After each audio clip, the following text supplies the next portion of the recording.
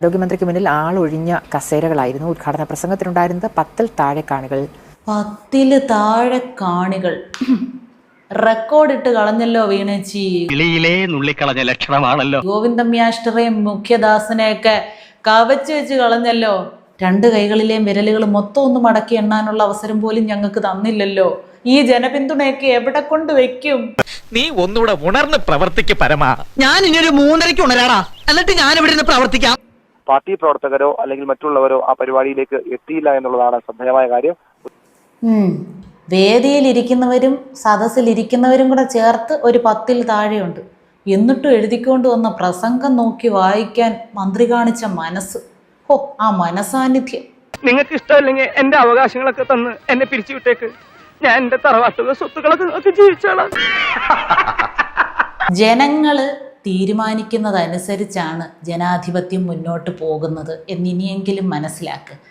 രാത്രിയാവുമ്പോ ഇതിനപ്പുറം ചെയ്യണം, എന്നാലേ പിടിച്ചു നിൽക്കാൻ പറ്റൂ. അഹങ്കാരം എവിടൊക്കെ കാണിച്ചിട്ടുണ്ടോ അതെല്ലാം ജനങ്ങൾ കൂട്ടമായിട്ട് പ്രവർത്തിച്ച് തീർത്തു കൊടുത്തിട്ടുള്ള ചരിത്രമേ ഉള്ളു. ഇവരുടെ സേവനം നഷ്ടമാകുന്നുണ്ട്, രാജ്യത്തിന് ഗുണമേ ഉള്ളൂ, ദോഷമില്ല. ഇനിയിപ്പോ ബംഗാളികളെ സെറ്റപ്പ് ചെയ്യാന്ന് വിചാരിച്ച അതും മറ്റേ അഴിമതി വിശദീകരണ യാത്രയോടുകൂടി തകർത്ത്. ജീവിക്കാനുള്ള ഓരോ തത്രപ്പാടേ ബംഗാളികൾക്ക് വലിയ നാണക്കേടായി പോയെന്നാ പറഞ്ഞത് ആ സംഭവം. അതിനുശേഷം അവരും സഹകരിക്കുന്നില്ല. നമ്മൾ എത്ര 4 ചുവരുകൾക്കുള്ളിൽ എന്തൊക്കെ പ്ലാൻ ചെയ്താലും എങ്ങനെങ്കിലും ഒക്കെ ചുവരുകൾക്ക് വിള്ളൽ വീണത് പുറത്തോട്ട് ലീക്കാവുമല്ലേ. നമുക്കിപ്പോ നല്ല സമയമാണല്ലോ, അതുകൊണ്ടായിരിക്കും.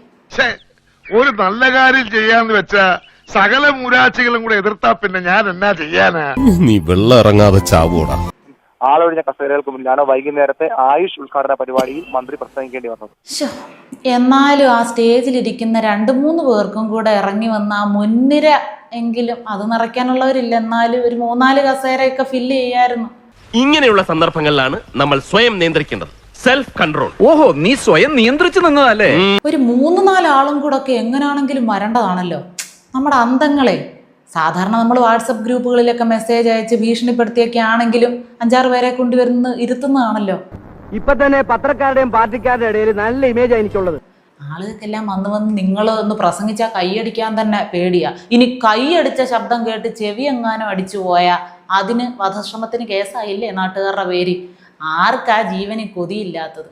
എല്ലാം കൈവിട്ടു പോവല്ലേ. ഇനി ഇവിടെ നിൽക്കുന്നത് ശരിയല്ല. എങ്ങോട്ടെങ്കിലും ദൂരെ ഒരു വെക്കേഷന് പോയാലോ? ഹെലികോപ്റ്റർ റെഡിയാക്കാം.